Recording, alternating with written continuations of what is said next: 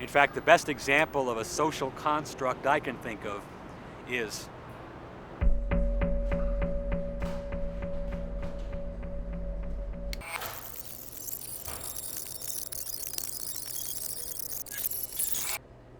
how do you feel about immigration from Mexico?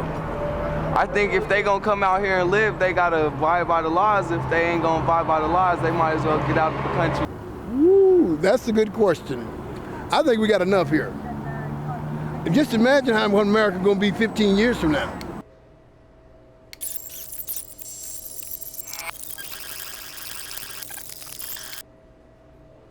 It's okay to blame whites as a race for fuzzy historical discriminations, but it's a cardinal sin to credit whites as a race with anything.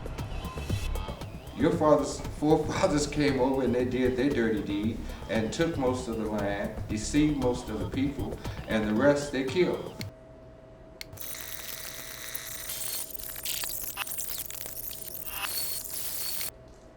They want to keep black people off of the mall. There's a lot of white guys up and down the 16th Street Mall that are soliciting, and that pisses me off, because I've been at one point in my life where I was penniless and didn't have anything. I never panhandled. I never begged for money. There are different ways of thinking. Different populations represent those ways of thought and cultural congruences different ways. That just throws in socioeconomic status, racism. What would you say to someone that said blacks are better basketball players than whites on average? I would say that is true. And I looked at him and I drank. And you swapped spit with him. In essence, we swapped spit. I mean, what are you gonna do? You share a canteen, I swap and spit.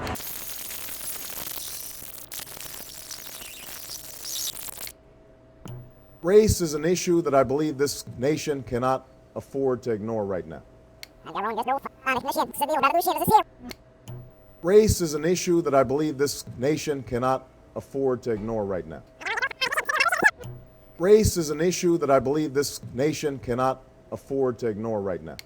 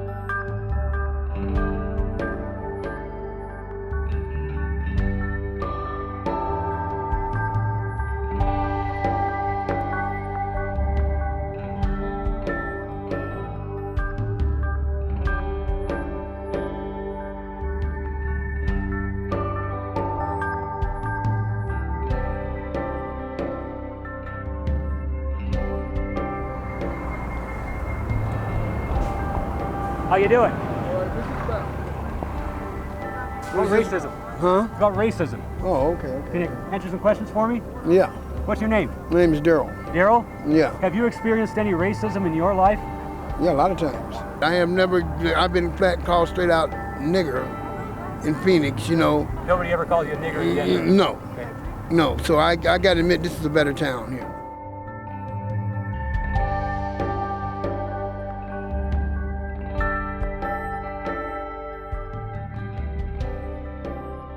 When I first began shooting the original interviews for A Conversation About Race, President Obama hadn't yet been elected.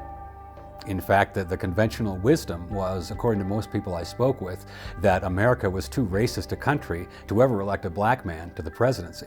Well, a lot has happened since the movie's release. Supposedly racist America did elect our first black president. Our economy has slid further into recession. Our capitalist system has taken genuine leaps towards socialism. And A Conversation About Race became a hit, actually being recommended by many, including some in the mainstream media. Who would have thought that a film that openly mocks the racism industry, not to mention the very notion of racism itself, would gain such an audience? Was it a fluke, or was a conversation about race the right film at the right time? Well, one thing most people don't know about the film is that it was originally shot to be feature-length, not the hour-long piece we know. And there was much good footage that never made it into the final cut of the film. But because of the success the film's had, I've decided to release this original footage on its own as a supplement to a conversation about race. Except this time, we're going to strip things down a bit. We're going to show you the clips as they were originally shot, without any of the special effects or cleanup that were used in the final edit of the film. You'll get to see more of the original interview subjects, and you'll also get to spot my rookie mistakes. You check the light.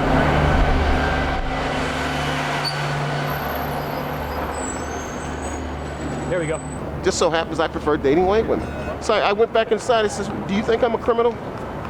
I said, I'm not a criminal. I said, I'm 59 years old. I've never been arrested in my life. As a matter of fact, I'm an ex-police officer. I'm a white-collar professional. I'm an ex-Air Force officer with a master's degree. I'm a disabled combat veteran. I'm a Vietnam combat veteran. I'm a human resources development specialist. People I work for happen to know that I was interested in dating white women, and they started harassing me for it. Now, they would never admit that. I had a hearing. I filed a discrimination complaint. I quit the government. I filed a discrimination complaint. It was back in New York City. But that was the reason. It's because they objected to the fact that I date white women. And the black men are left out in the cold. The people who are suffering are black males. Black males are left out in the cold. So are people racist when they gather their purse a little closer to their shoulder when they see an African American male? I'm not going to say they're racist. I would say they were brainwashed. The people that are going to be picked for this are people that are going to give a little sparks. Okay. I don't want you to haul off and punch me in the face. That would be fun. In other words, I've got a partner who's going to be looking at these videos. Okay. And he picked me to be the asshole. Okay. Does anyone oppose diversity? Sure, I think there are whole groups of people that oppose diversity. There are groups that want to ostracize themselves and actually start their own little sects, and I think they have them up in Idaho and places like that. I don't even want to connect with that mentality, to be honest with you. I know it exists, and again, that's part of a vein of life that eventually is going to extinctuate itself, if I can make up a word. How do you feel about hate crime laws? Hate crime laws are something we have to have, and hate crime is the worst kind of crime there is. Some of it is easy. Let's go with an easy scenario. An easy scenario is that you're at a rally. You are a skinhead or whatever your demographic is that hates whatever demographic, and you get into a fight, someone gets stabbed, and that then becomes a hate crime because it happened at an event where there were these clashes. Yes, I would. Well, I mean, yes, there was a lot of promises that were made about slavery and when the African Americans were freed, about what land they would get, about what opportunities they would have. Yeah, exactly. And so when that didn't happen, that was where they dropped the ball. And to make up for that now is impossible because the mules don't exist, nor are they useful. And we certainly don't have 40 acres to give everybody. I think we got enough. Okay. It's like now anyone can go out and get a gun, whether they're licensed or not. People buy guns out on the streets and go and use them for whatever purposes they have. And I feel that there should be a right, and I know you're supposed to have be licensed to be a weapon carrier, but not everyone is. So, I mean, America needs to crack down on that and stricken their laws. Sir, can I get your opinion on racism?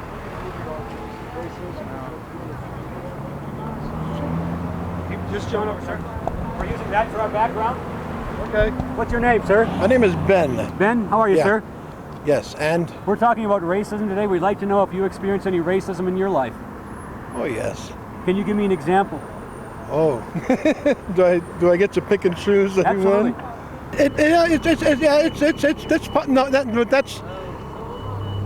Their school is primarily babysitting and brainwashing, because most people who are in prison, for instance, are in prison because of any number of factors. foremost among them being not being able to get a good attorney. Okay? One of the mistakes I made while filming a conversation about race was that there were a few times where I began conducting the interviews before I'd gotten the release document signed. I lost more than one subject this way. You end up doing a good interview, but then the subject realizes that they may end up looking a bit silly, so they refuse to sign the release. I didn't want to lose Ben this way, and I could see the interview was already headed south, so I did what documentary producers do in this situation. I got to get you to sign a release, but in other words, what you said, sir, was remarkable. Why? Well, in other words, I'm trying to encompass this and trying to get into the cultural differences that we do see. And there are cultural differences in school, and we do press people different ways. And so I want to thank you, because what you said, I'm not supposed to get what you said in one interview. It's supposed to be over 40 interviews. So you actually were very concise. Well, I hope so. It was very. I got to get you to sign a release for me because I can't air it without it. But I want to thank you. It was very concise. And your name is? I'm Craig Bodeker. And I have a partner who's going to go over these things, and we're going to make the choice together. And we're kind of a sugar and shit combination, and I get picked to be the shit. So I get to ask the questions. Some of them are going to make me uncomfortable. Some of them are not happy questions. I think what I'll do first is I'm going to start off with your statement then. Okay. Could I have you read the statement to me?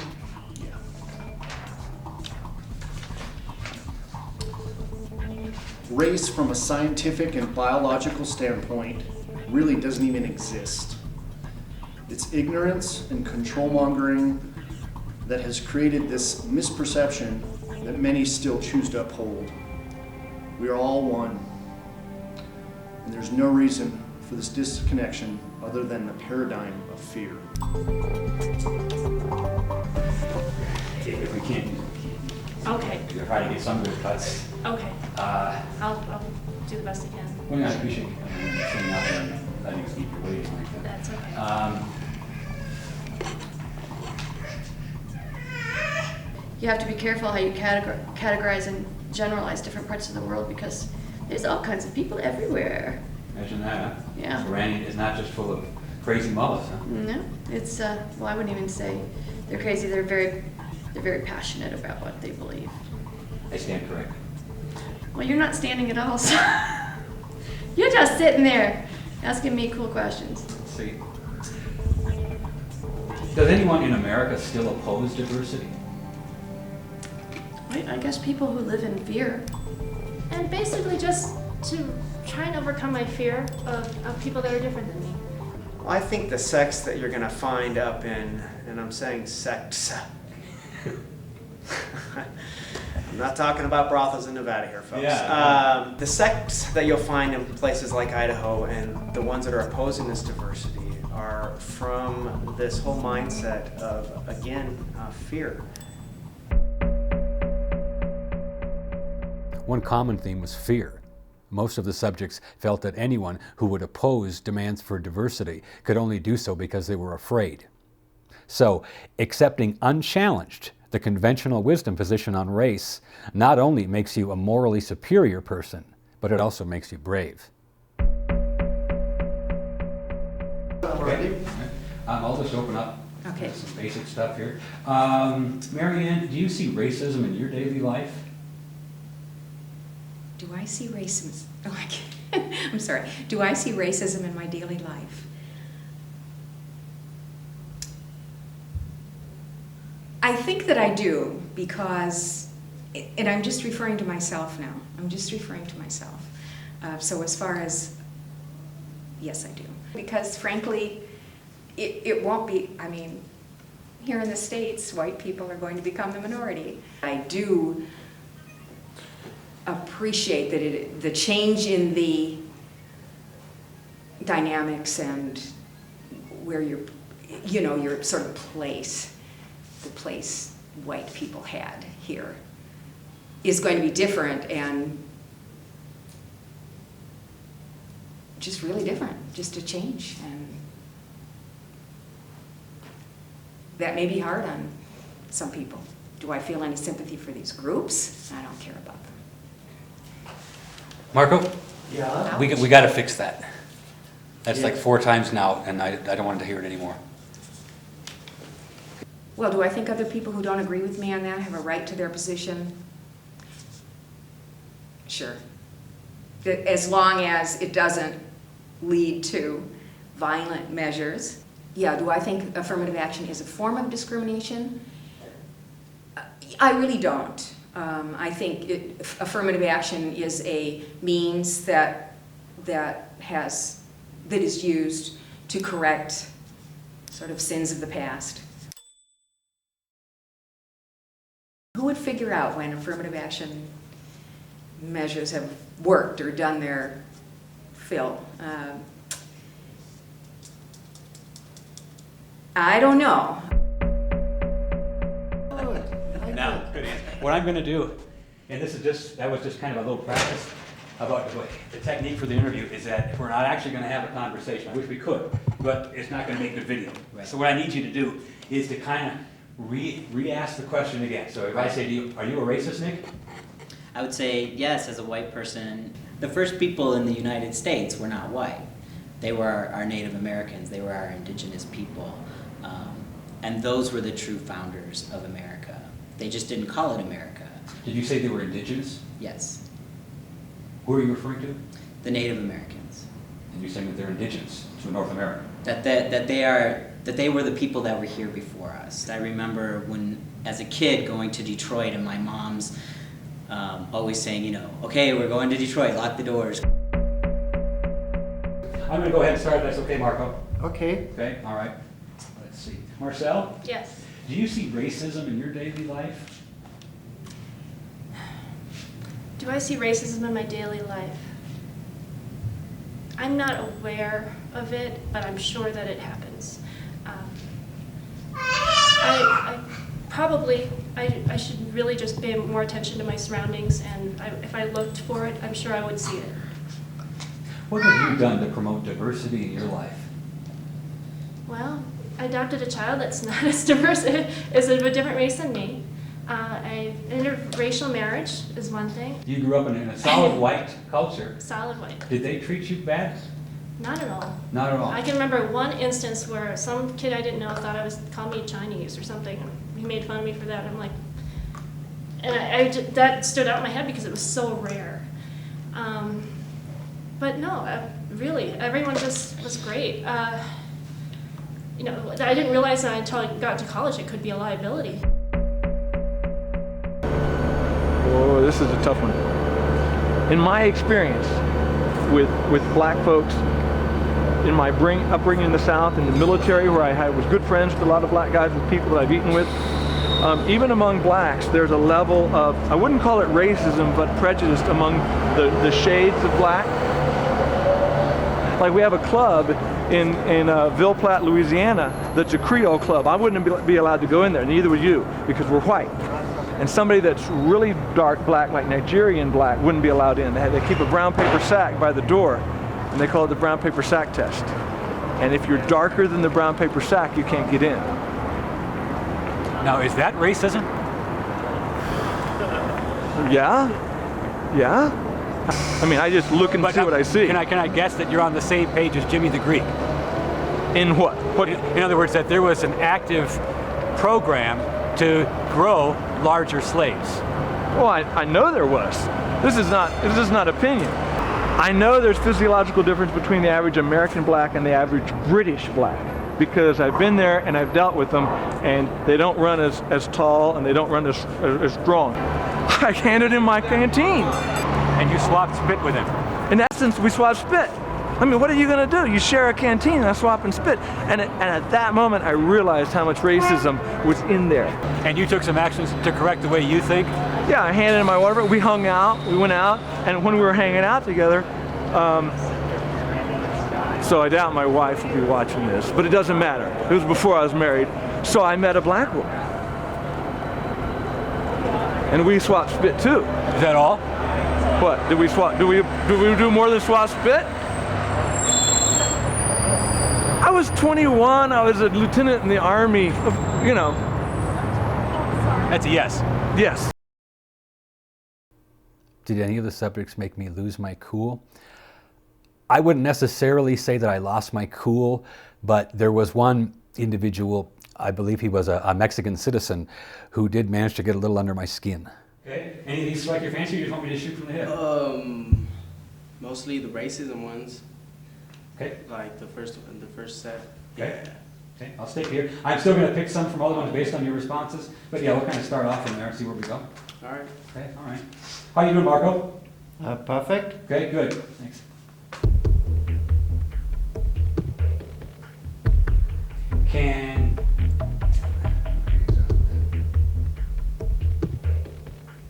On a scale of 1 to 10, Ruben, 10 being terrible, how much racism would you say there is in America today?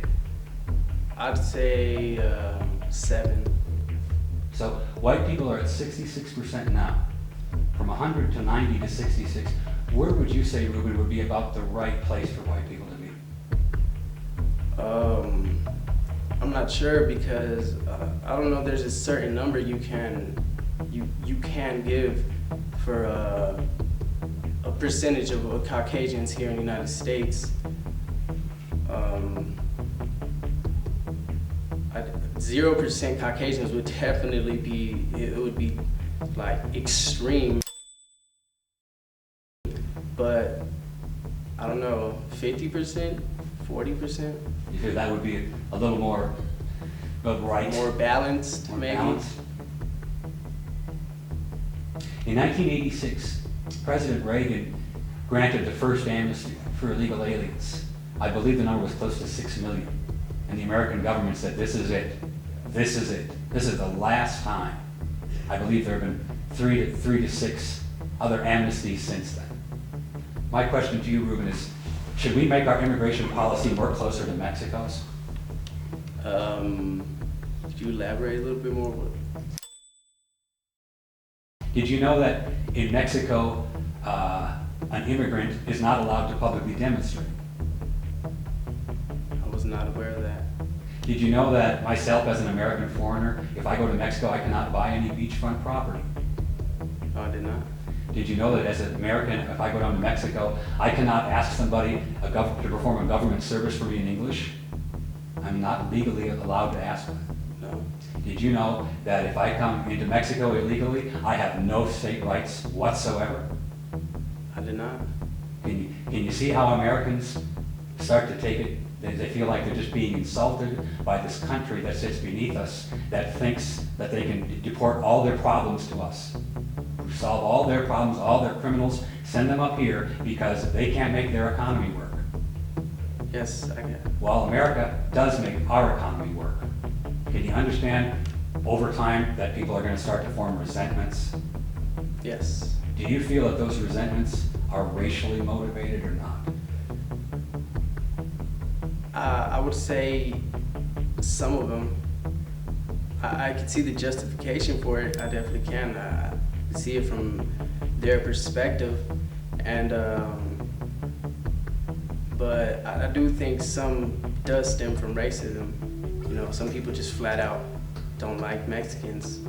Don't Americans who say enough is enough, don't they have a point? Our hospitals are going bankrupt, our schools are going bankrupt, our taxpayers are getting screwed. Don't Americans is there a place that they can say enough, stop now? In fact, isn't that what they did this summer? Yeah, for the time being, they did. I do believe there needs to be a reform, and with that reform could be rules, because then you can't keep the gates open forever, you know, because then it's just gonna get like too many people are gonna come, and But you feel there's not too many already. We have 20 million illegal aliens in this country. You feel that's not too many? That's why there's a need for reform. How old are you, Ruben? I'm 18. Have you paid any taxes? I have not. Perfect. There's a chance I could run a little low on tape here, but he's going to stop us to change tapes. That's cool. Okay, all right. And you didn't have any monologue prepared for us. Sorry. Did you get a chance to look at some of these sample questions? I did. They were really, I had to think about them. If I was to say what diversity is, to me, I would say it's just being around all kinds of different people. So, I mean, that's kind of, it's just a random answer. It doesn't make any sense when I listen to myself say it, but I know it when I see it. Well, I think I appreciate what you're saying. In other words, you're drawing a distinction between racial diversity and diversity. Yeah, because like even within a race, there's diversity. I mean, it's just, I mean, there's not just one kind of black person. We're kind of diverse too. We're multifaceted. It's not just what you see in a rap video.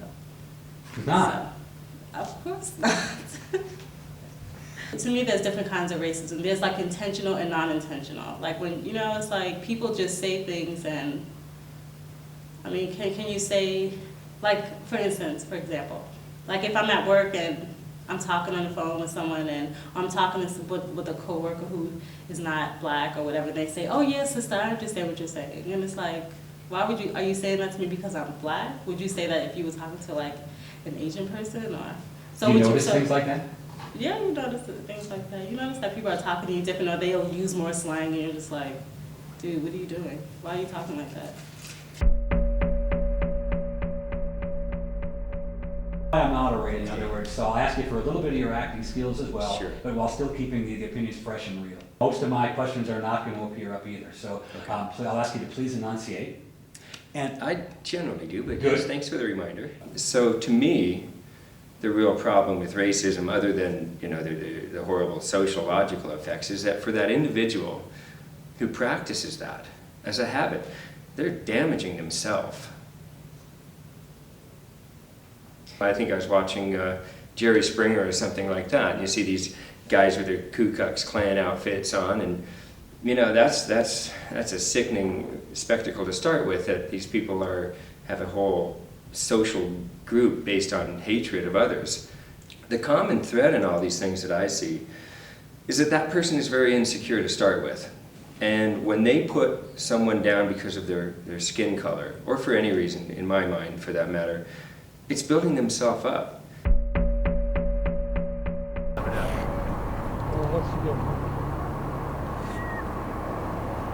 What's your name? LaDonna. Hi, LaDonna. Hi. How old are you? 18. 18, so I had to make sure you're an adult. Yeah. We're asking people about racism in America today. Mm-hmm. Can you tell me, have you experienced any racism in your life? Yeah, I actually have. I would say that I'm not racist in my blood. And I would say that if someone is racist, then that's just their own thoughts, and I guess that they might be ignorant. Because I know that there's a lot of guys that are my age that have been dropping out of school and all that, and I know that there's white guys that are staying in school and doing all the things that they need to do to become a more successful person. I don't know. I have no racism in my blood, but I feel like everybody's equal. The rate of racism in the world has declined due to educational advancements. I was trying to sound smart. Concentration of racism not lost its destructive power or impact, although I think most people are a lot more tolerant. Those who practice dangerous as ever. Okay, good, thank you. All right, let's see. Racism is not a proper way to think. It's not a proper way to establish relationships with people. That's a tough subject. It's weird because my mother is Hispanic. She's mostly Hispanic, and when all this was coming out, I figured she would side with her people, at least saying these are. But she didn't. She sided with the American voice, which didn't allow the amnesty. It's the poorness that gives you that desperate thing in your life, where I think that's where the crime comes from. You get so desperate, you need to take from someone, you need to steal from someone. But how do you explain the fact that in Appalachia, the crime rate's almost non-existent, but yet in Detroit, the crime rate is overwhelming? I guess I can't. What if someone said to you that they felt white people are a little too uptight? I'd laugh. If someone told me they thought white people were a little uptight, I laugh because I see the truth in that, because we see the stereotype. So the stereotype is true?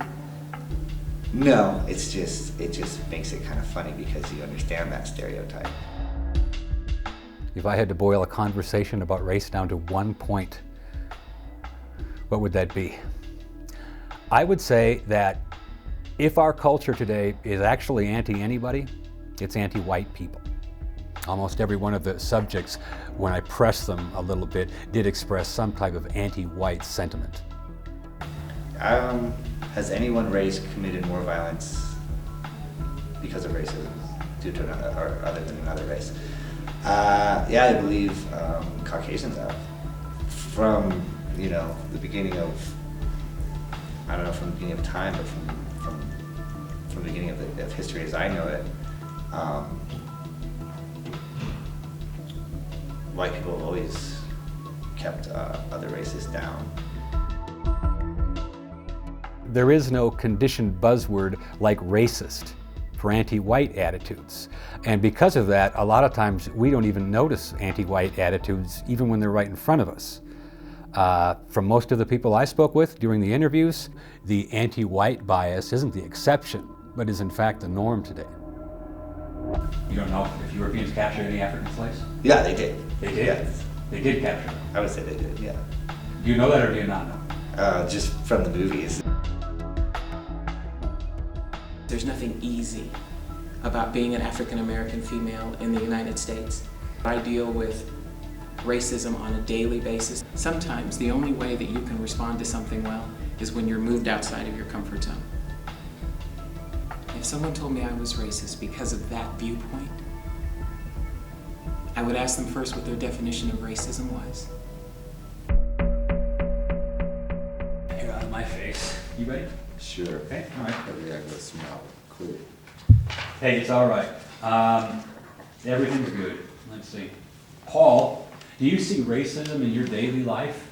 I've seen a lot of people say hateful things to, you know, European or white people, if you want to call it that. And it's not so much that they are really, really mad.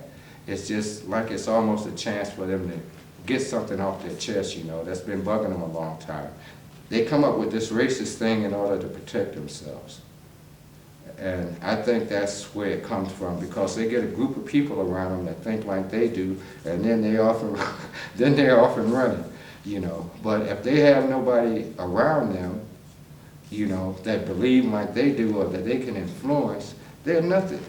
Now, the statement that nationalists make is that the American Indians fought and killed each other for thousands of years before the whites ever came. The whites came and fought the Indians and won. Well, they fought the Indians and they deceived the Indians, and let's see, I don't think that they won.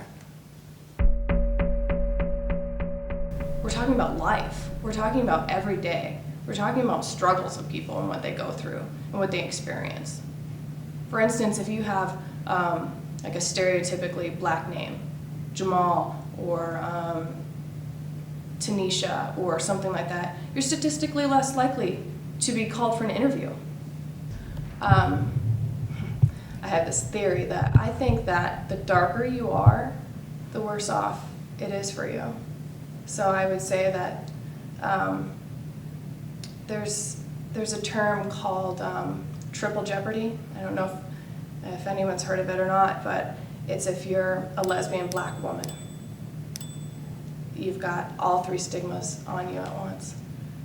So I think that... What if she was handicapped? And handicapped, yeah. That would be a quadruple jeopardy.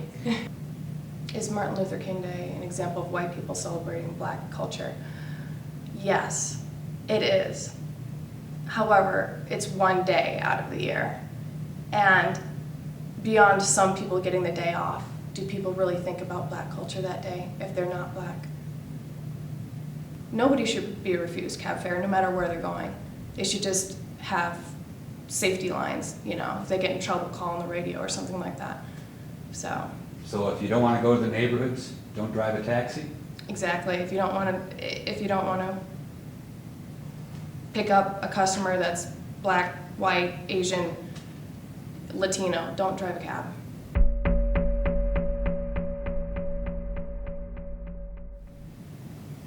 Racists spreading their views on the internet. Let's see. I don't think they should be able to. So I know you're entitled to free speech and being able to say what you want to say, but there is a limit and there should be a limit to what you can say. If you have a racist person spreading their views on there, of course people are going to read that and get offended by it. Do I think racists should be allowed to spread their views on the internet? Ouch. You know, here we go, free country. Free country. Yeah, what's that freedom of speech thing? I think it would be ignorant to do something like that on the internet, but there's a lot of ignorant things on the internet, like porn and stuff like that too. Racists should be allowed to spread their views. And as hard as that is to say, because I hate it, really, it's just not something I understand. I mean, I guess I understand it, I just don't support it.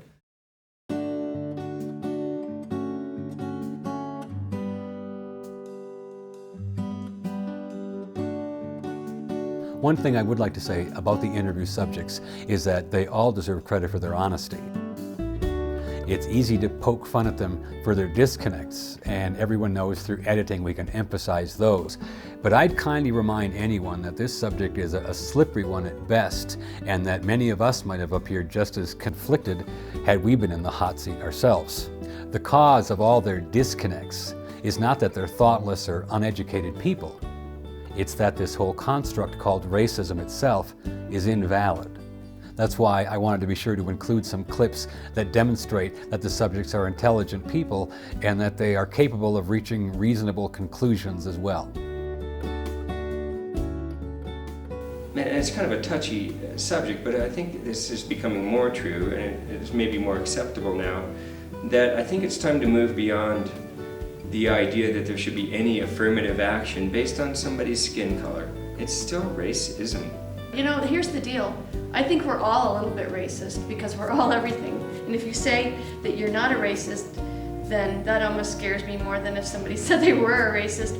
As somebody who had always kind of considered myself kind of the good-hearted white liberal, my biggest fear was to be called a racist. You know, this is America, and it's part of our rights. And if we start chipping away at all of our rights, then it's not good. It's not good. I think we've lost our energy as a superpower, our strength as a superpower, because we exist in gray. If something's illegal, then you treat it as illegal. Who's gonna advocate, or who's gonna be telling somebody that their blog is racist? That's scary. This whole freedom of speech thing, I think that you know, it can't be only if you say things people like.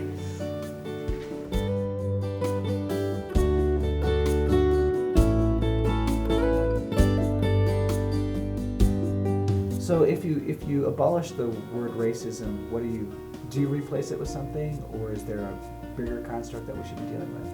Well,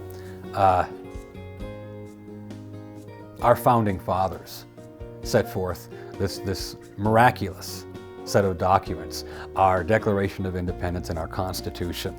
And if we could just learn to live by what those documents say, most of these problems would be solved. In other words, there was an old saying when we were kids growing up, is that sticks and stones may break my bones, but words can never hurt me. Well, the truth is today, we got an awful lot of people in this country who feel that words are worse than violence.